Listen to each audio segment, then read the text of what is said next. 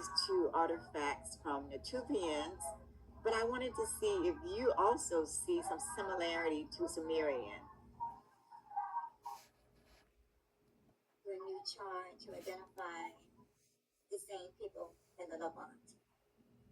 Okay, so this chart is a little bit clearer than the other chart, but it shows a lot of the same properties.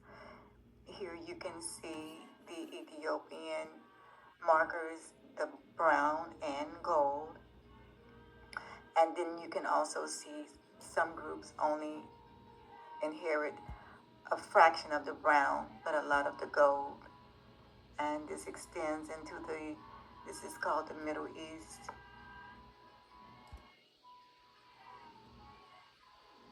Okay, those markers extend there. Then you can also see it in Spaniards, North Italian, Tuscans, Sicilians, Greeks, Macedonians, Kosovars, Serbians, Guinea. You can see it. You can see the color gold there. But I was saying all of these.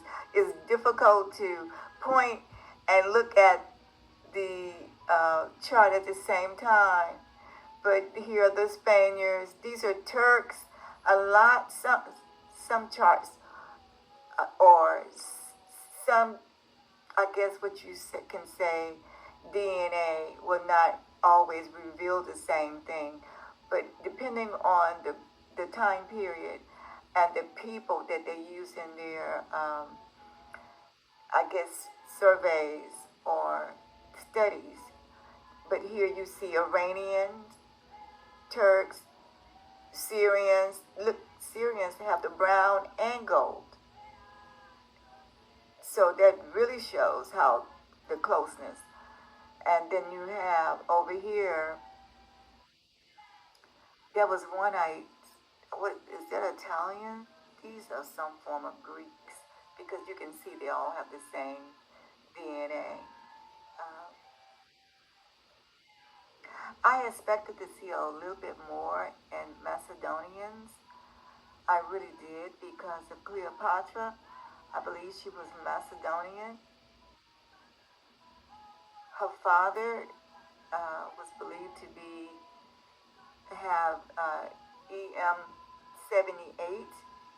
I believe these doesn't necessarily mean that they are Natufians, but EM78 or they are kin to the Natufians. But here I'm just showing mixture.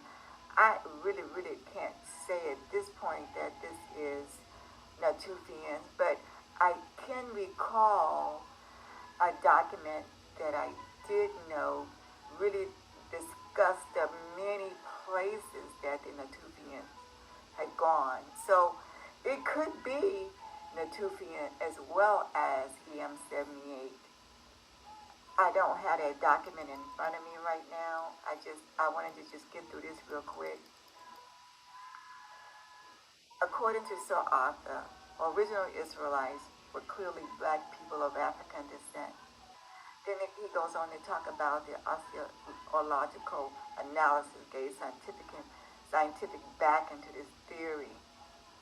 They had the classical West African facial features. Many of them were short and stocky with remarkably developed thighs and legs. The hunter-gatherers existed in Syria, Lebanon, Israel, and Palestine.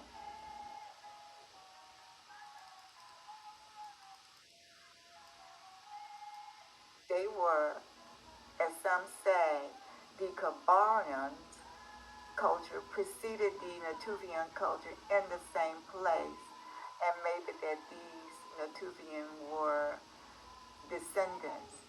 I have not found where that is true, but it does say they were in this particular site located south of Haifa. This is where it says that they believe it to be ancestral to the later Natufian culture.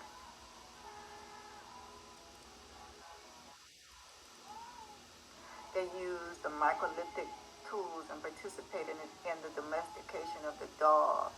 That's a Kavarian. They were cave dwellers, ancient Bedouin-like. They were accustomed to using the bow and arrow. Okay. They also indulged in the usual collection of wild cereal using grain grinding tools, proven when grain grinding tools were uncovered. The Natufians and farming. And it talks about the weather patterns, the cradle ice sheets finally melting,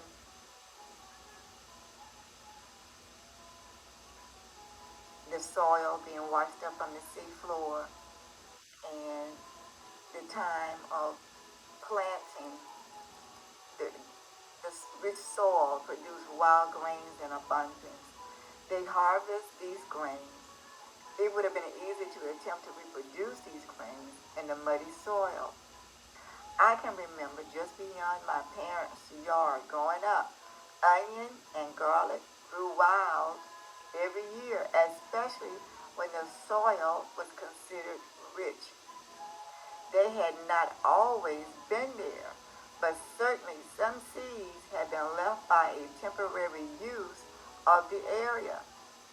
Also, fruits such as plums, cherries, and huckleberries, walnuts, acorn, certain green vegetables, tomatoes, and many herbs grew each year with no attention. I remember these times. Therefore, this abundance would have lured other refugees looking for trade or residence.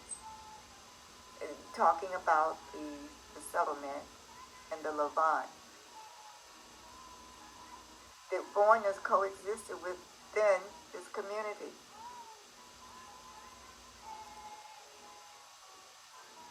The Natufian were noted for their cultivation of wheat and barley or rye, and others have agreed.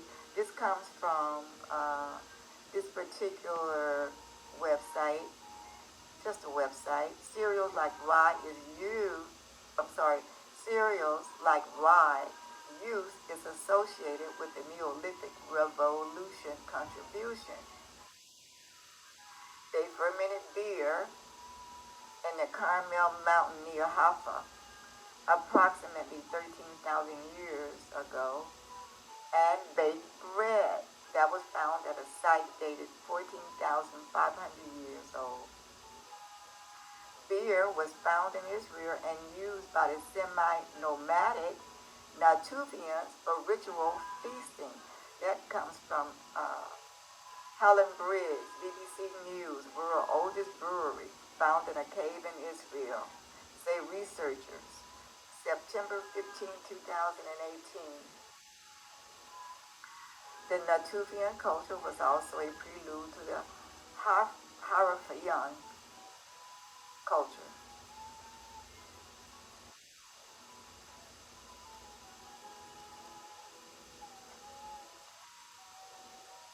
Let me mention this, go back. A surprise find including relationships between some of the ancient African DNA with that of the ancient DNA from early farmers of the Levant or Eastern Mediterranean who lived roughly 10,000 years ago. And that comes from Oldest African DNA Offers Rare Window into Past by Gama Terach, September 21st, 2017.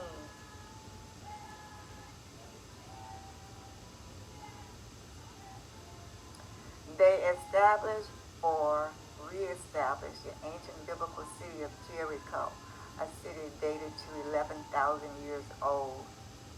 There is evidence that this culture created the first large settlement. Okay, Natufian culture spread into Europe and established cultures in Germany, Greece, and Sardinia. And over 4,000 years old man's remains were found in an Ethiopian highlands cave. He still possessed brown eyes and dark skin. The man had Ethiopian or Saharan lineages, such as in Nilotic, Sardinians, and North African genetics. Researchers say Sardinians are the most close recent relatives of the Natufian Neolithic farmers. On the European continent, its genetics are in Kosovo, Macedonia, and Greece, and Alexander's drops elsewhere, as in Romans, etc. It produced a new emergence of Levantines about 4,000 years later in the Levant. The Natufians existed in the Mediterranean region of the Levant 15,000 years to 11,500 years ago. Dr. Grossman suggests a grave could point to ideological shifts that took place due to the transition to agriculture in the region at that time.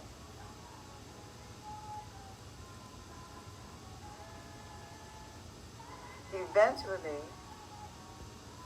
they and their kin continued to move towards the Zagros during the same time and settled lands there, and over time raised a city called Susa, known in the Bible.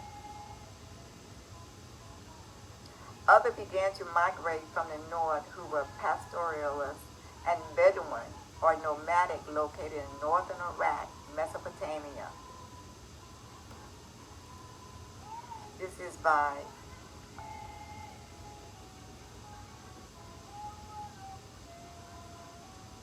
Mario Liverani, 2013, The Ancient Near East, History, Society, and Economy, page 48, Bellwood, 2004.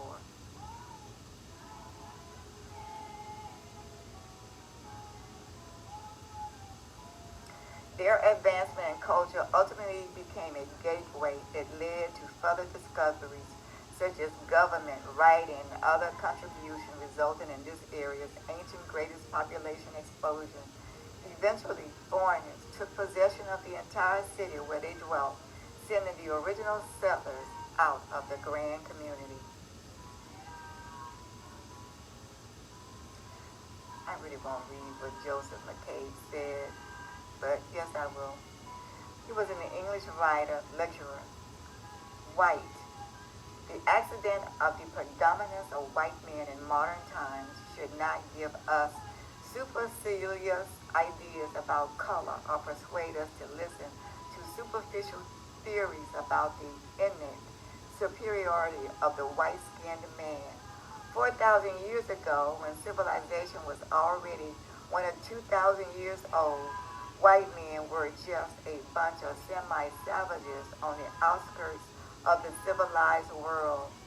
If there had been anthropologists in Crete, Egypt, and Babylonia, they would have pronounced the white race obviously inferior and might have discoursed learnedly on the superior germplasm or glands of color folks, end quote.